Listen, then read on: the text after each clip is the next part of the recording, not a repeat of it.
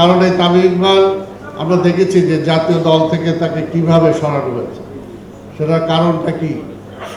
এইখানে পাইলট আছে, নান্ডু আছে, আরো অনেকেই আছে এখানে ক্রীড়াঙ্গনে, ক্রিকেটে, ফুটবলে তো আছেই। আমরা বলবো যে বিএনপি কখনো কিন্তু এটা করে না।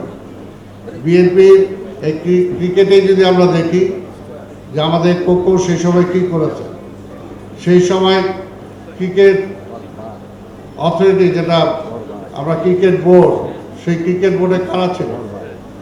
সেই সময় তো আমি কাউন্সিলর ছিলাম, কিন্তু সেই সময় তো কখনো কোকো সাহেব বলেন নাই যে এদেরকে নির্বাচিত করতে হবে, এদেরকে সরাইতে হবে। বরঞ্চ কোকো সাহেব যখন দায়িত্বে ছিলেন তখন আওয়ামী লীগের অনেকে, কিন্তু এই যে গাজী এখন জেলে আছে, গাজী এখন জেলে আছে, মন্ত্রী ছিল, সে তো সেই সময় সেই ক্রিকেট বোর্ডে নির্বাচিত হয়ে আসছিল। আবার দেখলাম আরো অনেকেই যারা ছিলেন নির্বাচিত হয়ে আসছিল, কাউকে তো ঠকানো হয় নাই।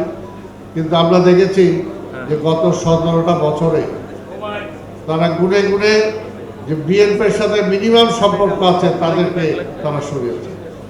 আমি বলবো যে আগেও আওয়ামী লীগ সেটা করেছে, এখন এই সরকার আসার পরে একটা কি বোর্ড করছিল তারা, সার্চিং একটা কমিটি, সার্চিং কমিটি থেকে বুলবুলকে বাদ দেওয়া হলো। কেন বাদ দেওয়া হলো? যে সেই সময় সেটা কি বিএনপি কানেক্টেড, বা ওই যে ফুটবল ফেডারেশন ইলেকশনের কোনো একটা জায়গায় তার ছবি আসছে।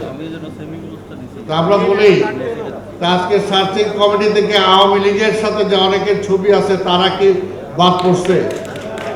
তাদেরকে তো বাদ দেওয়া হয় নাই। কাজেই এই সার্চ কমিটি বলেন বা বর্তমান ক্রীড়াঙ্গনে যারা আছেন, আগামীতে এদেরকেও বিচার করা হবে, কাউকে ছাড়া হবে না। কারণ যারা এরা আজকে আওয়ামী লীগ তোষণ করতেছে, তারা এখন বিএনপিকে সাইজ করে আওয়ামী লীগকে পুনর্বাসন করতেছে, যেটা আমিনুল হক প্রথম বক্তব্যে, সূচনা বক্তব্যে সে প্রত্যেকটা দিক টাচ করার জন্য চেষ্টা করেছে।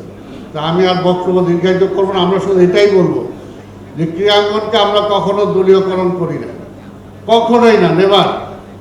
যারা এখানে যাদের প্রতিভা আছে খেলোয়াড় হিসাবে, সংগঠক হিসাবে, তাদেরকে আমরা সবসময় প্যাট্রোনাইজ করেছি যাতে তারা ক্রীড়াঙ্গনকে ভালো রাখতে পারে। কিন্তু আওয়ামী লীগ সেটা বিশ্বাস করে না। তারা দলীয় নীতি, দলীয়করণ করতে গিয়ে প্রত্যেকটা সেক্টরকে তারা ধ্বংস করেছে। তো সেই কারণেই এই যে বললাম যে ফুটবল, এই সালাউদ্দিনকে তো আমরা নিয়ে আসছিলাম, সালাউদ্দিনকে আমরা নিয়ে আসছিলাম, কিন্তু আজকে সালাউদ্দিনের আমলে যে ফুটবলের যে আজকে অধপতন হলো, এখন পর্যন্ত কিন্তু কিসের সার্চ কমিটি আর কিসের মন্ত্রণালয়, এখন পর্যন্ত সেই সেক্টরটাকে সেই রাহুমুক্ত করা হয় না। তাহলে কিভাবে ফুটবল হবে, কিভাবে ক্রিকেট হবে, কিভাবে অন্যান্য অঙ্গন হবে?